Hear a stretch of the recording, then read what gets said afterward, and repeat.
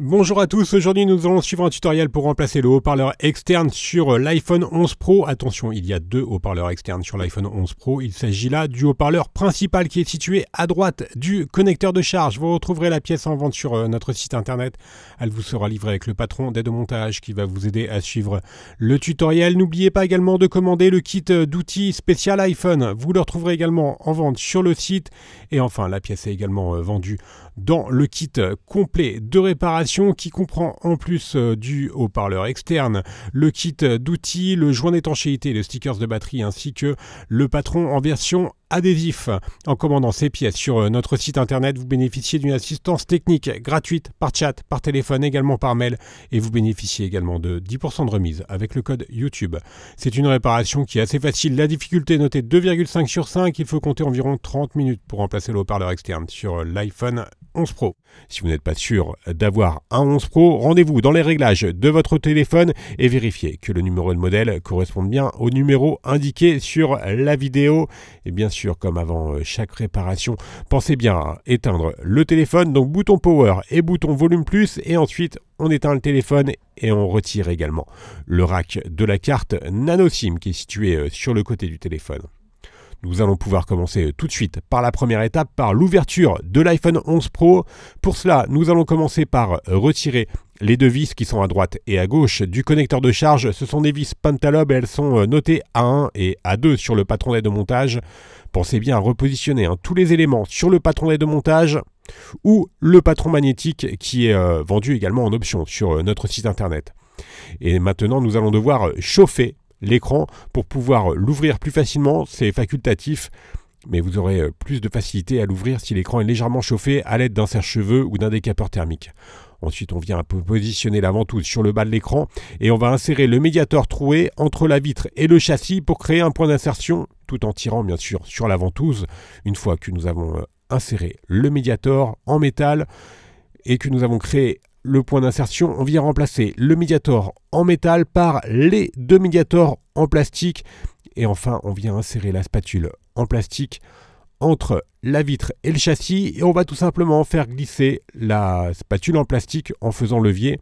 On va la faire glisser sur tout le contour du téléphone. Alors vous ferez attention juste sur la partie droite, donc là on vient de faire la partie gauche. Sur la partie droite, vous avez les nappes de l'écran qui affleurent au niveau de l'écran, donc vous faites attention à ne pas rentrer la spatule trop loin derrière l'écran afin de ne pas abîmer les nappes. Voilà, elles sont situées juste en dessous du bouton Power. Au niveau du bouton Power, donc faites bien attention à cette partie-là. Une fois que nous avons bien fait glisser le levier sur tout le contour de l'écran, on va pouvoir le retirer. Alors vous allez faire attention, vous allez bien faire basculer l'écran de la gauche vers la droite, car l'écran est toujours connecté à la carte mère. Attention, car les nappes de l'écran sont un peu courtes, donc lors de l'ouverture, une fois qu'on a complètement ouvert le téléphone, on va faire chevaucher l'écran qu'on va positionner sur le châssis du téléphone. Nous allons pouvoir maintenant passer à la deuxième étape où l'on va pouvoir déconnecter la batterie et l'écran, et l'on va commencer par déconnecter la batterie. Le connecteur de la batterie il est situé sous une plaquette et cette plaquette elle est maintenue par deux vis Tri-Wing qui sont notées B1 et B2. Pensez bien repositionner les vis et les éléments sur le patron d'aide au montage, et la plaquette métallique qui était maintenue par les deux vis elle est notée dièse 2 sur le patron d'aide au montage. On a un accès direct maintenant au connecteur de la batterie et l'on va le déconnecter à l'aide du levier en nylon.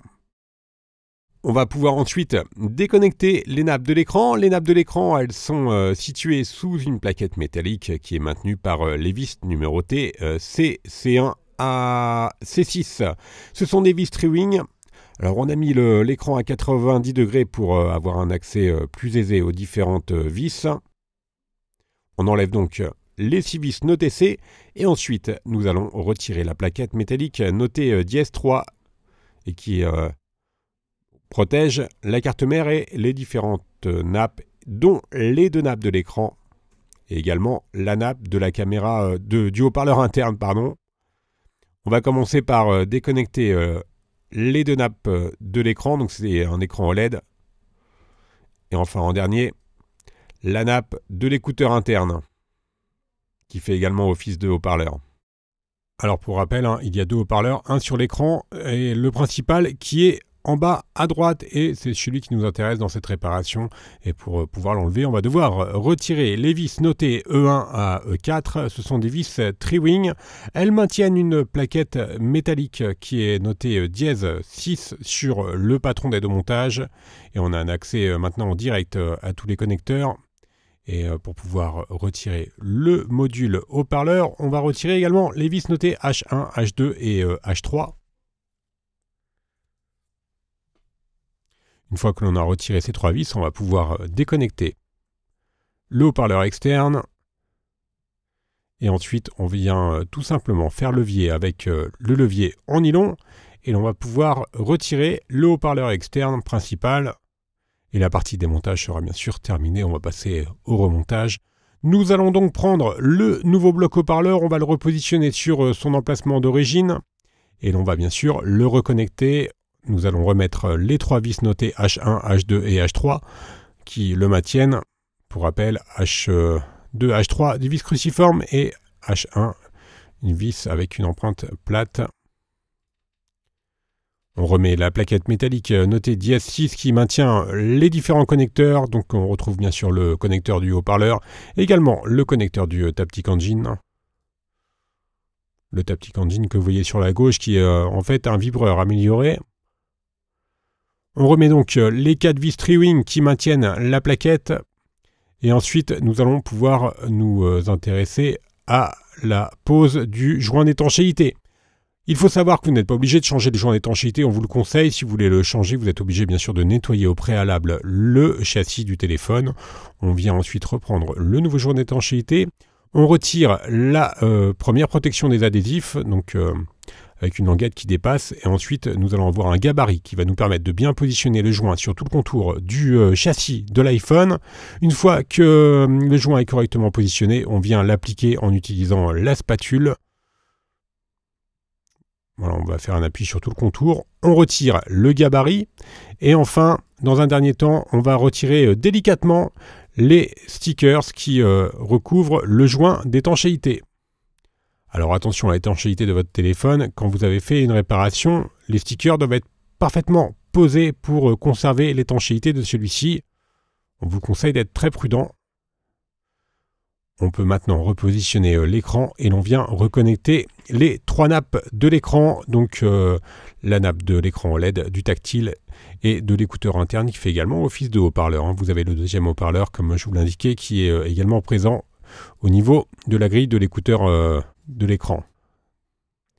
On remet la plaquette notée dièse 3 et qui est maintenue par les vis Tri-Wing notées de C1 à C6. Alors on va être obligé de remettre le téléphone voilà, sur la tranche, l'écran sur la tranche pour accéder aux vis qui sont sur le bord du châssis. Et enfin, on va pouvoir reconnecter la batterie.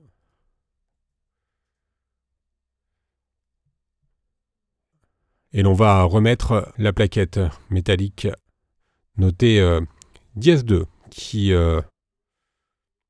vient juste au-dessus du connecteur de la batterie. Et cette plaquette, elle est maintenue par les 2 vis Tri-Wing qui sont notées B1 et B2 sur le patron d'aide au montage. Voilà, la réparation est presque terminée. On va pouvoir bien sûr maintenant refermer l'iPhone. On va commencer par reclipser la partie haute de l'écran. Et ensuite, on va faire un appui sur tout le contour de l'écran. On va appuyer assez fortement pour que le joint d'étanchéité adhère bien entre l'écran et le châssis du téléphone. Et pour finaliser la réparation, il nous reste juste à remettre les 2 dernières vis, les vis Pentalobe notées A1 et A2. Elles sont situées à droite et à gauche du connecteur de charge. Et on peut maintenant rallumer le téléphone et l'on va également faire un récapitulatif des produits utilisés pour cette réparation, en commençant bien sûr par le haut-parleur externe. Vous le retrouverez sur notre site, il est vendu avec le patron d'aide au montage qui est offert avec votre commande. Vous retrouverez également le kit d'outils ou le kit complet de réparation. N'oubliez pas que l'on reste joignable par mail, par chat, également par téléphone, et que vous bénéficiez de 10% de remise avec le code YouTube. Vous retrouverez bien sûr sur notre site internet tous les tutoriels de réparation pour l'iPhone 11 Pro, ainsi que les pièces détachées et des accessoires. Merci à tous d'avoir suivi ce tutoriel et à bientôt pour de nouvelles vidéos.